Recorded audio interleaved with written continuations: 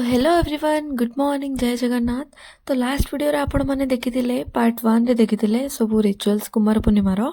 तो आज आजिर ब्लॉगटा होची पार्ट 2।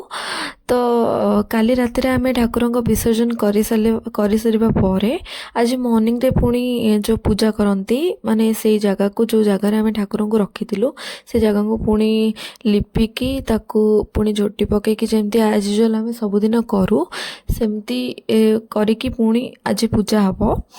तो प्रीवियस ब्लॉगटा को आपण माने बहुत भल पावे देथिले। एई ब्लॉगटा टिके छोट हो गला माने मिनी ब्लॉग टाइप रो हो गला कोन मैंने बेसी भी वीडियो मो पाखरे नाही यार। तो देखंतो एठी हमर खीरी पूजा हुए खीरी को माने रांधी के आनी के एठी पूजा करंती। तो आज थिला ब्लॉगटा एतिकी रहउची नमस्कार।